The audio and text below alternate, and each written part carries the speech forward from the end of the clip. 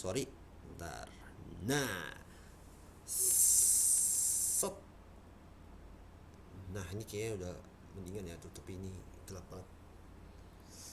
Ya, selamat malam dan selamat datang kembali di konten Mikey Ball. Dan ya, kayak biasa ya, gue akan bikin preview ya. Ini gue sebelumnya gue pengen banget bikin review gitu, cuman karena ada event yang bersamaan di sini ya, dimana ya MU lagi ngomong, males banget. Liverpool sama City itu ketemu lagi ternyata di FA Cup. Makanya gue secara gak langsung mikir ya udah deh, kayaknya gue bikin sekalian aja lah. Nanti reviewnya gue tinggal gue bandingin dua pertandingan ini langsung gitu. Jadi nanti sekaligus nanti gue sama bikin review untuk uh, Berlin derbynya kayak gimana, dan terusannya kayak gimana nih untuk dua klub Berlin ini, yang dimana salah satunya gue bener-bener benci banget sumpah. Ya lu tau lah di preview gue kemarin, lu pada yang udah nonton gitu, kalian-kalian yang udah nonton mungkin udah tahu siapa yang gue benci di Bundesliga ini, terutama pas ngebahas Berlin Derby itu ya.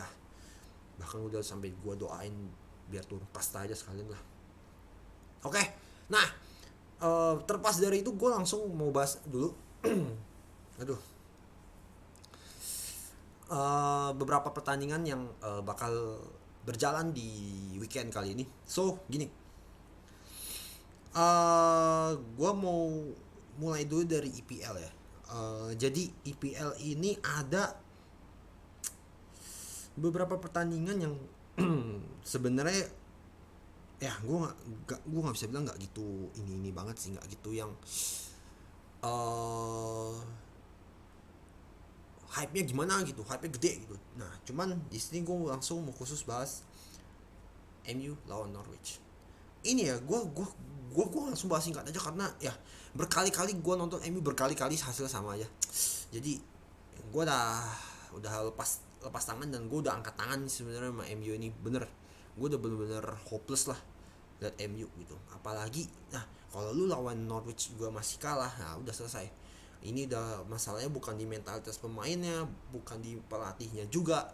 Itu pelatihnya sih gue rasa sudah total untuk bekerja, tapi ya mungkin playernya nggak memberikan rasa, apa ya, rasa untuk memberikan yang terbaik lah, untuk kontributif gitu. Jadi ya gue udah males juga ngomongnya. Kalau lu lawan Norwich masih kalah juga ya, gue udah bilang MU ini buat musim ini emang udah gak layak kemana-mana. Udah, lu mending fokus aja di Premier League, dan mudah-mudahan kalau lu mainnya nggak bagus lagi, nggak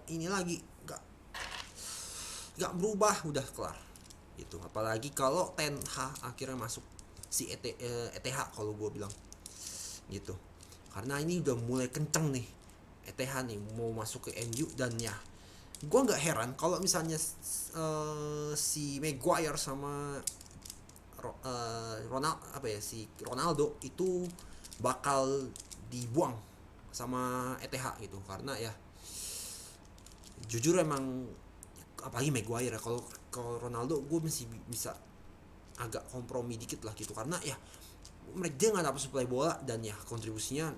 Tapi however ya, instead of dia nggak punya, apa ya, dia nggak bisa dapat suplai bola, emang kontribusinya juga nggak ada. Maguire juga kontribusinya aduh ampun deh, bener-bener nih pemain udah kayak apa ya, udah menjelma jadi pemain ke-12 untuk setiap musuh gitu. Jadi bukan setiap musuh, setiap lawan yang MU hadapin lah gitu. Jadi ya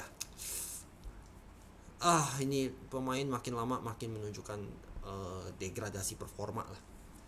Dan ya kalau gue jadi ETH ya, gue saranin si Murtoh ya. Kalau gue jadi ETH, gue saranin si Murtoh. Yang gue pertahanin itu cuma 3 doang, yang berkali-kali gue sebut: De Gea, Alex Telles, Diogo Dalot. Udah, lain-lainnya udah, I'm sorry not sorry, goodbye. Gue buang aja bener. Kalau bisa cuci gudang satu klub gitu. Mending ambil yang muda, yang energik, yang mau untuk bermain buat MU. Udah gitu aja lah kalau gue sih. Kalau gue jadi TH ya, gue bakal begitu sih. Suka seneng nggak seneng ya, lu harus seneng gitu aja. Terus gue mau bahas Southampton Arsenal ya. Southampton Arsenal juga, aduh gue bisa bilang performanya mereka ya gitu gak konsisten. Terus Artetanya juga dari pemilihan pemain pun aduh gak mikir gitu. Maksud gue Granit Saka yang udah mainnya jelek lu masih bisa lu apa ya, masih bisa lu mainin gitu loh. Apalagi kalau posisi kemarin yang gue lihat posisinya asal gitu, aduh bukan di apa ya, jadi CDM aja tole gitu, gimana lu pasangin di posisi lain gitu.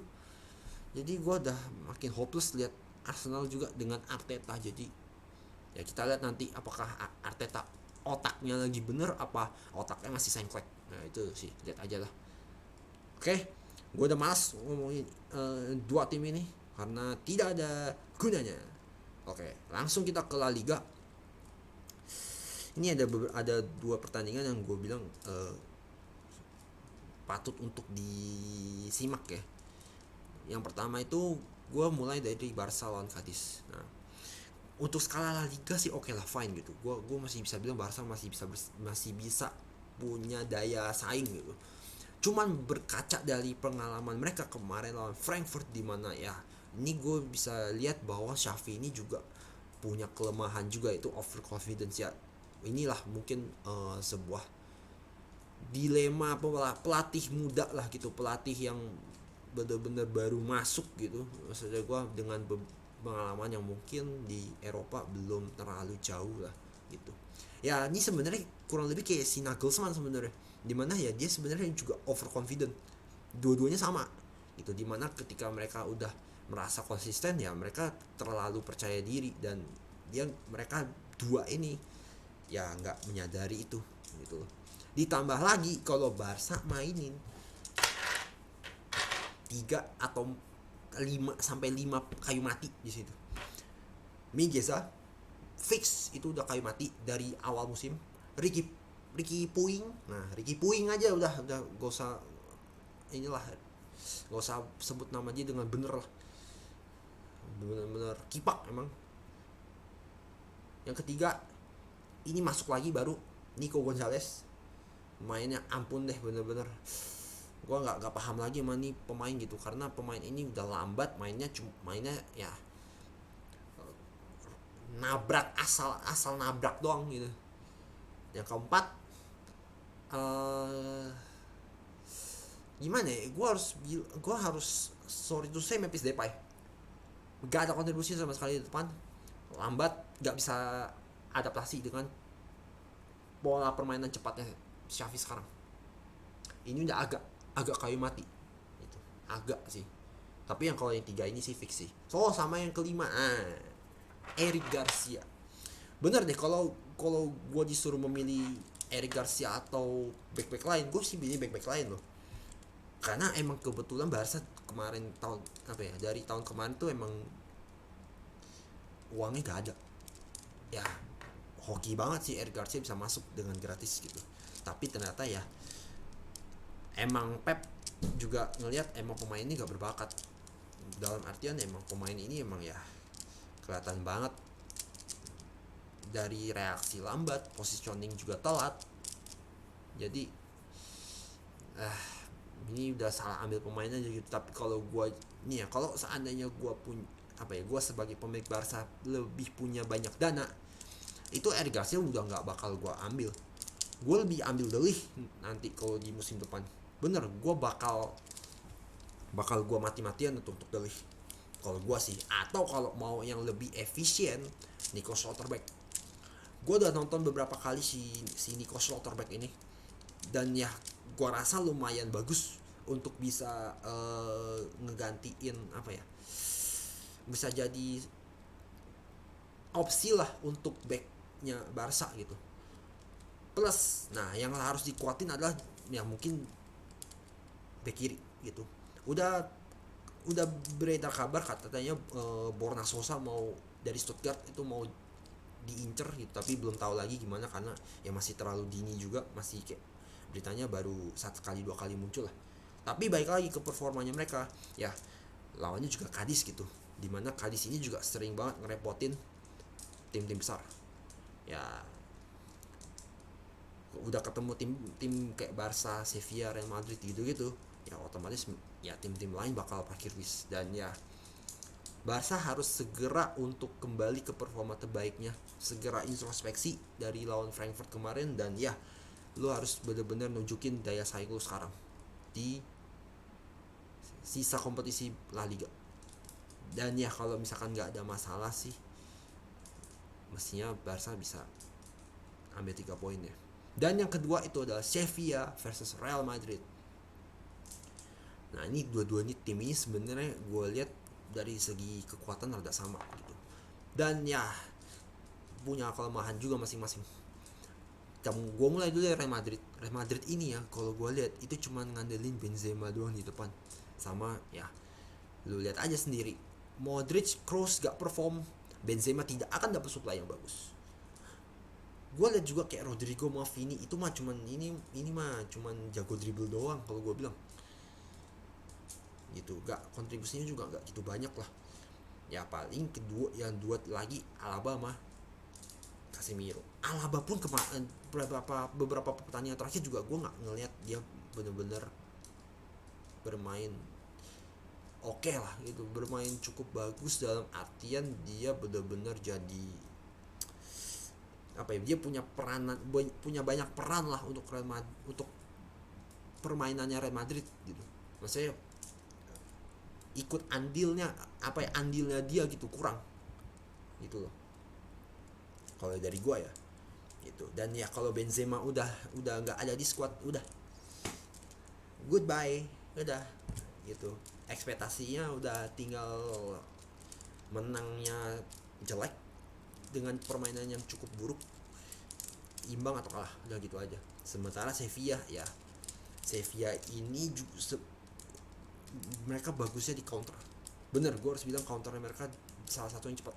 Tapi ya banyak pemainnya juga lebih ngandelin fisik di sini, kecuali Rakitic ya. Itu walaupun Rakitic gue lihat juga udah mulai apa ya, kelihatan lah udah menurun dari beberapa tahun terakhir gitu.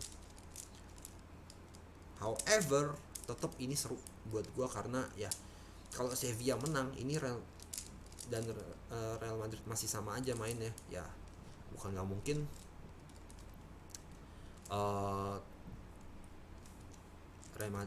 posisi puncak bisa lebih goyah lagi gitu.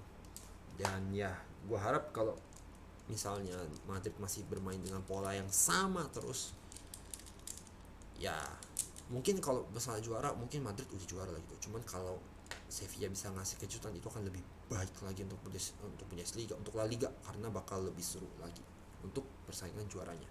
Oke. Langsung kita ke yang berikutnya, itu ke Bundesliga. Ada kalau nggak salah ada satu atau dua gitu. Ada satu aja. Leverkusen versus Leipzig. Leverkusen semenjak ditinggal sama si Florian Wirtz yang cedera ACL sampai mungkin Desember tahun ini, akhir tahun ini ya gitu, ya kelihatan banget ya performa mereka berubah banget gitu loh. Pada akhirnya karena kreativitasnya nggak ada, ya mereka lebih main ke sayap, lebih ngandelin sayapnya mereka lah untuk ya you know it, rata-rata untuk crossing, karena yang untuk lini tengahnya tuh nggak ada yang bisa nyuplai, mau nggak mau dari samping gitu loh. Dan ya kelihatan banget formnya mereka, bisa gue bilang agak goyah ketika Wirtz nggak ada di squadnya. Ini udah gue bilang sampai beberapa video, Wirtz nggak ada, Leverkusen goyah pasti, udah more or less-nya goyah pasti, dan itu kelihatan. Sementara Leipzig dengan Tedesco ini mereka performanya lagi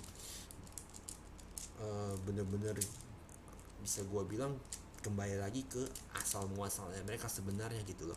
Seolah ya bener-bener mainnya cepat, efektif juga kalau yang gue lihat dari si Tedesco ini. Jadi ya fair play untuk Leipzig ya, karena ya si Tedesco ini bisa ngubah wajah permainannya Leipzig sampai bisa konsisten kayak sekarang. Itu gue salut sih, bener. Gue harus bilang gue apresiasi banget untuk Tedesco di sini. Dan ya mungkin satu kekurangannya adalah mereka terlalu berharap ke si Nkunku, yang ya Nkunku ini kan perannya besar banget untuk Leipzig akhir-akhir ini, bukan akhir-akhir ini juga, bahkan udah dari sepanjang musim ini bergulir lah gitu.